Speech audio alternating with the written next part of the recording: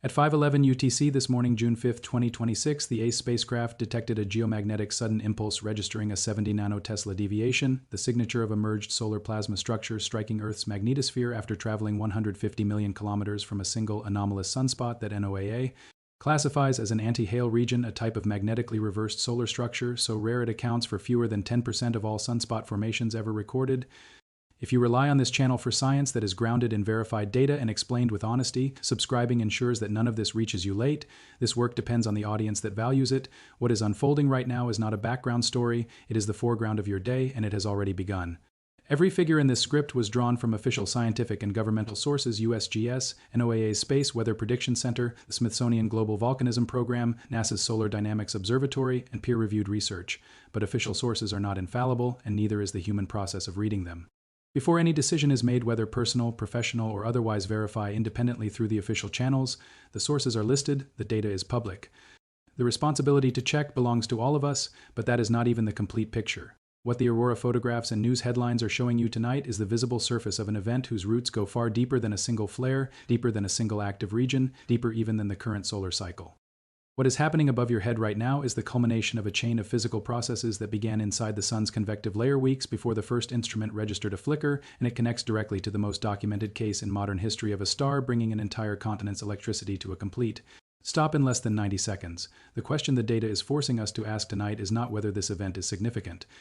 The question is whether the infrastructure of modern civilization, the grid, the satellites, the navigation systems has changed enough since the last time this happened to withstand what is currently arriving at Earth's magnetic boundary. What the official data actually shows is this. Sunspot region R4455, positioned at approximately N17W19 on the solar disk, which means it was almost directly facing Earth when it fired, produced 3 powerful eruptions in a span of roughly 10 hours beginning on June 3, 2026. The first was an M9 3-class flare, so close to the X-class threshold that it registered NR2 radio blackout on the NOAA scale, disrupting high-frequency communications across the sunlit face of Earth. The second was an M7 7-class flare. The third was an X1 O-class flare, documented by NOAA's GOES-19 satellite. GOES-18 was in a scheduled outage, which captured the eruption at 11:28 UTC on June 3rd. An X-class flare, the most powerful category the Sun produces, and R4455 fired one in the middle of a sequence of 3 eruptions inside a single rotation of the clock. Each of those 3 eruptions launched a coronal mass ejection, a coronal mass ejection being, to give it its full physical dimension, a cloud of magnetized plasma containing billions of tons of charged particles moving at speeds that at the upper end approach 2,000 kilometers per second, NASA's scientific visualization. Studio describes CMEs as clouds of electrified magnetic gas weighing billions of tons, ejected and hurled into space at speeds ranging from 20 to 2,000 kilometers per second. 2,000 kilometers per second, consider that the distance between New York City and Los Angeles is approximately 4,000 kilometers.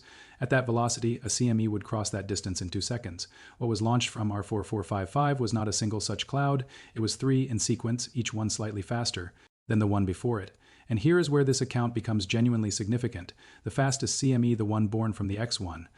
Zero flare was moving at sufficient speed to overtake the slower CME launched by the M7 7 flare. In the vast frictionless space between the Sun and Earth, these 2 plasma structures collided. They merged. NASA researchers describe the result as complex ejecta, a tangled, supercharged mass of magnetic plasma carrying substantially more energy than either cloud would have carried individually. The collision between a faster CME and the slower one ahead of it compresses the leading cloud, intensifies its magnetic field structure, and creates what has now been confirmed by coronagraph data as a Cannibal CME. This is not a metaphor chosen for drama. This is the documented physical process by which a CME, in transit across 150 million kilometers, consumes another and arrives at its destination as something far more formidable than what departed.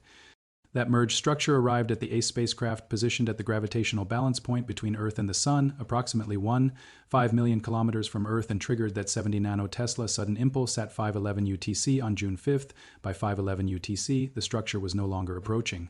It had arrived. NOAA's Space Weather Prediction Center had issued a G3 strong geomagnetic storm watch for June 4th and 5, forecasting combined CME arrival around mid-afternoon NEDTON June 4th, with up to G3 levels possible afterward, and CME passage continuing into the evening and overnight hours of June 5th. The NOAA scale runs from G1 minor to G5 extreme. G3 is classified as strong. G4 is classified as severe, and forecasters explicitly stated that conditions could escalate to G4 level. NOAA Space Weather Prediction Center. Official, on record, A G3 storm, and the official language here is precise, can induce voltage corrections in power systems, trigger false alarms on protection devices, cause surface charging on satellites in high Earth orbit, degrade high-frequency radio communications, and produce auroras visible as far south as Illinois and Oregon. A G4 storm intensifies each of those impacts: widespread voltage control problems, possible protective system problems on power grids, surface charging on satellites causing orientation problems, HF radio propagation sporadic, pipeline corrosion currents increase, and auroras visible as far south as Alabama and Northern California. Those are not predictions invented for a script. Those are the impact descriptors on NOAA's own published scale, available at SWIPS. NOAA, Governor, and the sunspot that did this R4455 is not finished. The NOAA watch confirmed that X-class flare probabilities remain elevated. R4455 reached what solar physicists describe as a beta-gamma magnetic configuration, and specialists observed that its anti-Hale polarity distribution, the reversed magnetic orientation that fewer than 1 in 10 sunspots possesses, means it maintains structural instability. It erupts roughly every 8 hours. The region was still Earth-facing as of June 4th. A further eruption could add to the current storm sequence. The system is not inactive, it is accumulating. Now step back from the instrumentation for a moment. Step back from the nanotesla readings and the KP indices and the GOES satellite data and consider what a geomagnetic storm actually does to the planet it encounters. Earth's magnetic field, the magnetosphere, is not a static shield. It is a dynamic flowing structure generated by the movement of molten iron in Earth's outer core, extending tens of thousands of kilometers into space on the sunward side and stretching into a long magnetic tail on the night side. When a coronal mass ejection hits the magnetosphere, it compresses it. On the sunward side, the boundary, the magnetopause, can be pushed from its usual position of around 60,000 kilometers toward Earth down to below the altitude of geosynchronous satellites, which orbit at approximately 35,000 kilometers. Satellites that were designed to operate safely within Earth's magnetic protection find themselves suddenly exposed to direct solar wind. But the damage that concerns the people who maintain the power grid is not what happens in space. It is what happens underground. When the magnetosphere is violently disturbed, the shifting magnetic field lines induce electrical currents in conducting materials on Earth's surface, in pipelines, in telegraph cables historically. And we will return to that. In the long-distance transmission lines of power grids, these are called geomagnetically induced currents, or GICS. They are slow, sustained, direct currents, and they are the natural enemy of alternating current power transformers, which is what the modern grid is built on. GICS cause transformer saturation, transformers overheat, protective systems trip, and in the most severe scenarios, the transformers themselves are destroyed, not just shut down, but physically burned out, requiring replacement on timescales of months, not hours. A major high-voltage transformer is not a device you order and receive next week. Lead times can run to a year or more. The number of spare transformers maintained in strategic reserve is not sufficient to replace large-scale simultaneous losses. This is not speculation. This is documented in the geological record and the engineering record and the institutional memory of the people who actually run the infrastructure. You depend on, and here is where the historical anchor lands with its full weight. On March 13, 1989, a coronal mass ejection struck Earth's magnetic field. At 2:45 in the morning, the geomagnetically induced currents found their way into the hydro. Power transmission system. 5 transmission lines from the James Bay generating complex tripped simultaneously. The system registered an instantaneous loss of 9,450 megawatts of generation capacity against a load of approximately 21,350 megawatts. The system could not compensate. It was not designed to. The entire hydro grid, the province of Quebec, Canada, collapsed within seconds, 90 seconds. That is the documented onset time for the failure. Not minutes, 90 seconds. The hydro grid, which that morning was carrying over 20,000 megawatts of electricity to 6 million people, went from fully operational to fully dark in less time than it takes to read this paragraph aloud. 6 million people, that is the number confirmed by reporting at the time. 6 million people woke up, or rather were already awake before dawn in the cold of a Quebec winter night and found themselves with no electricity. The Montreal Metro did not run during the morning rush hour. Dorval Airport was shut down. Schools and businesses closed. Cold homes, dark offices, people trapped in stuck elevators in buildings that had simply ceased to function. The blackout lasted 9 hours, not 9 minutes, 9 hours, and the storm that caused it. Classified by Dr. David Bottler, head of the Space Weather Group at Natural Resources Canada, as the biggest geomagnetic storm of the space age, was a KP9 event, the same maximum index recorded in 1989. The same maximum index reached during the May 2024 G5 storm that made global headlines. This has already happened once, and the record of it is preserved not just in the geological record, but in the engineering archives of the utility that spent $2 billion over the following 6 years hardening its systems against. A repetition. Quebec rebuilt. Quebec installed series compensation on transmission lines. Quebec established real-time alert systems. But Quebec is still more vulnerable than most grids because it's atop a large Precambrian igneous rock shield electrically resistant bedrock that refuses to absorb induced currents and instead forces them upward into the transmission infrastructure above.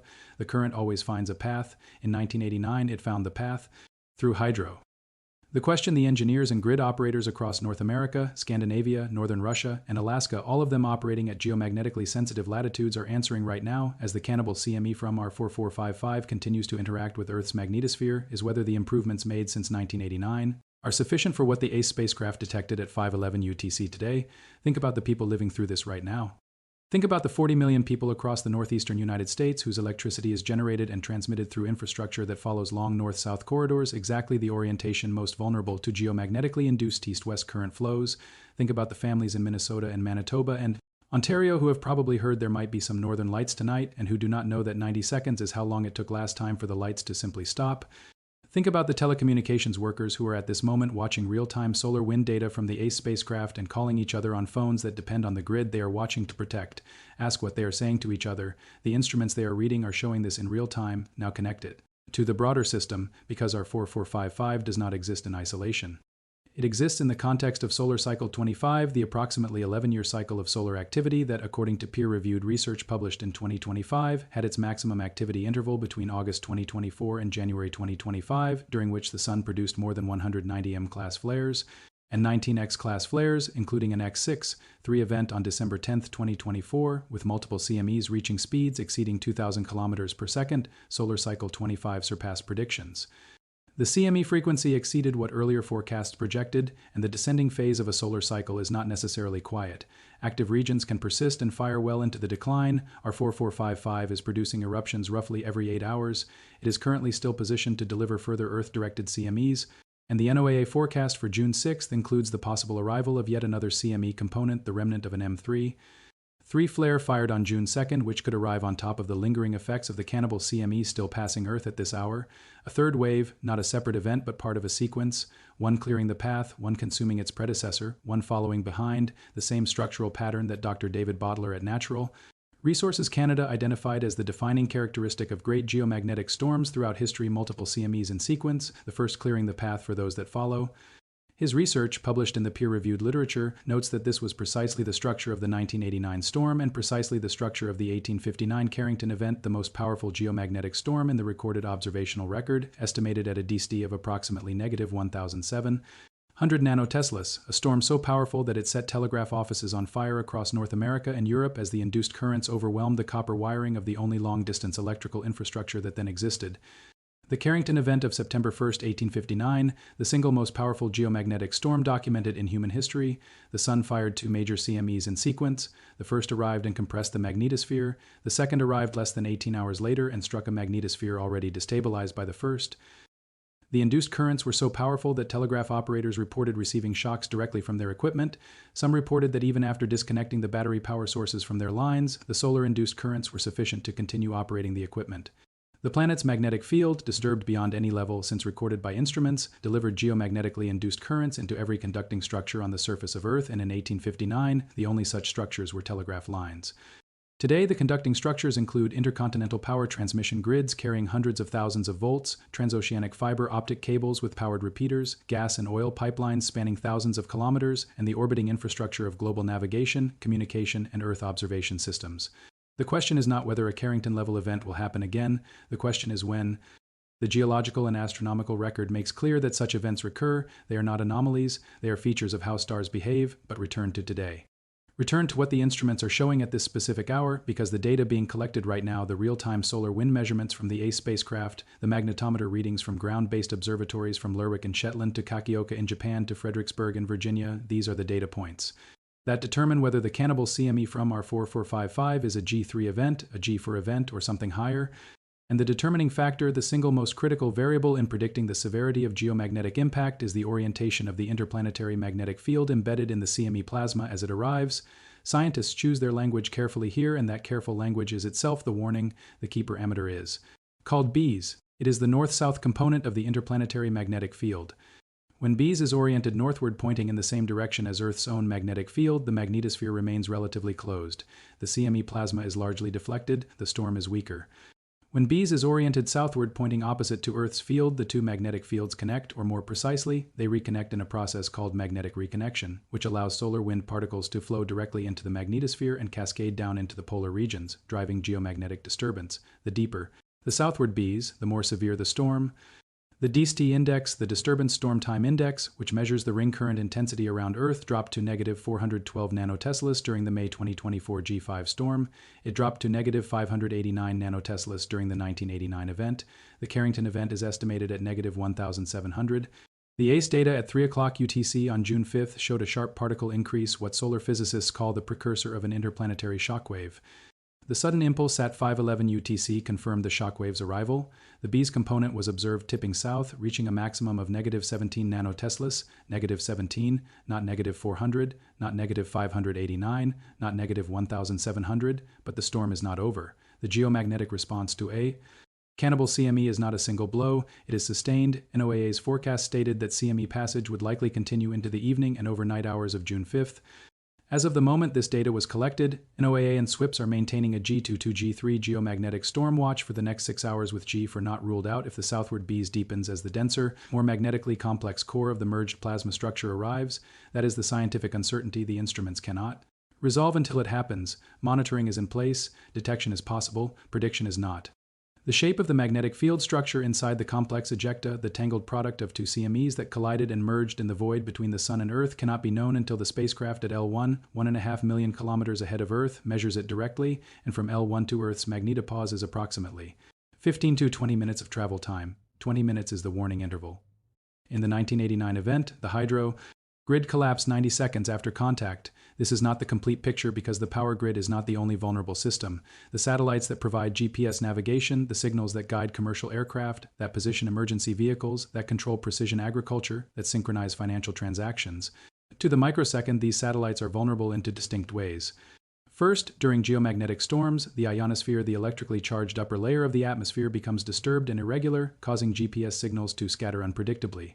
Second, the enhanced density of energetic particles in the radiation belts during severe storms causes satellites to experience surface charging and increased orbital drag.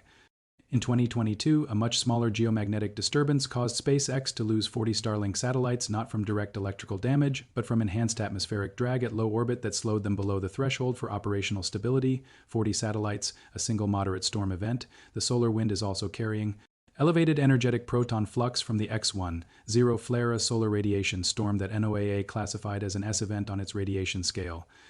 Elevated proton flux increases radiation exposure for high-altitude aircraft crews and passengers on polar routes that pass over the exact geomagnetic regions where storm effects are most intense.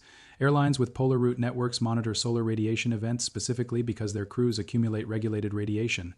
Dose limits and during S-class events, rerouting is standard practice. Connect these systems: the power grid, the satellites, the aviation network. The communications infrastructure, the pipeline monitoring systems, the financial trading networks whose atomic clocks synchronize to GPS. These are not separate concerns about a space weather event. They are the interconnected nodes of a single planetary infrastructure, and a sufficiently severe geomagnetic storm does not damage them one at a time, it damages them simultaneously. At the same moment that the grid operator is responding to transformer saturation alarms, the GPS-dependent emergency dispatch system experiences signal degradation. At the same moment that the satellite operator is commanding attitude corrections against surface charging, the HF radio links that serve as backup communication are experiencing blackouts from ionospheric absorption. The system stresses cascade. Think about this in terms of the communities that are most directly exposed. The people of northern Scandinavia, the cities of Troms in Norway and Kiruna in Sweden, both of which sit at geomagnetic latitudes where G3 and G4 storms bring auroras overhead but also bring their strongest ground current induction to nearby power infrastructure. The populations of Alaska and the Canadian territories, where power grids service communities with minimal redundancy and where replacement of large transformers and remote infrastructure means not days but potentially weeks without grid power. The residents of Quebec who in 1989 woke before dawn to find their entire province dark and who know because hydro has been transparent about it that their grid remains more vulnerable than most. These are not abstractions. These are 3 million people in Quebec alone, 40,000 in Troms, 35,000 in Kiruna, nearly 1 million in Alaska, who live at the address to which the most severe effects of geomagnetic storms are delivered. What would they ask if they were sitting where you are now, reading the same data that confirms a cannibal? CME has already made contact with Earth's magnetic field this morning. They would ask what the bees does next. They would ask whether the dense core of the merged plasma structure carries the sustained southward field orientation that transforms a G3 into a G4. They would ask whether the third CME component expected June 6th will arrive at top residual disturbance from the one passing now. They would ask whether the hardening measures implemented since 1989, the series compensation, the transformer protection systems, the operational protocols that allow grid operators to pre-position generation assets and limit high voltage power transfers across vulnerable corridors, whether all of that preparation is calibrated correctly for the magnitude of what our 4455 has launched. The honest answer, the only answer that the data supports, is that no one knows. NOAA knows the storm is happening. NOAA knows it could reach G4. NOAA does not know whether it will. The instruments at L1 are measuring the arriving shockwave. The magnetometers at Lerwick and Kakioka and Fredericksburg are recording what the field is doing right now in real time in this hour. But the full interior magnetic structure of the complex ejecta, the deep geometry of the merged plasma that 2 CMEs from an anti-Hale sunspot firing 3 flares in 10 hours have jointly produced that is only revealed as it passes.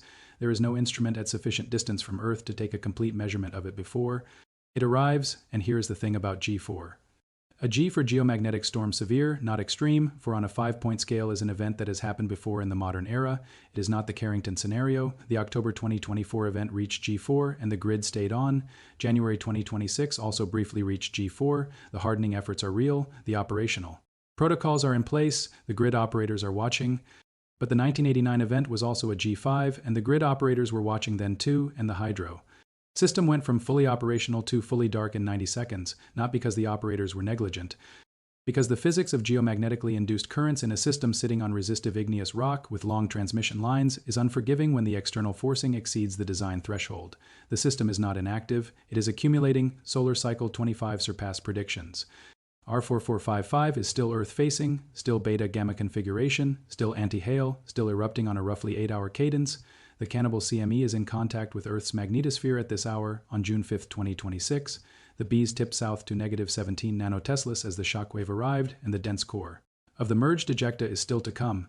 NOAA maintains a G to 2G3 watch, with G for not excluded. A third component may arrive June 6th. The monitoring is in place and detection is possible, but prediction is not.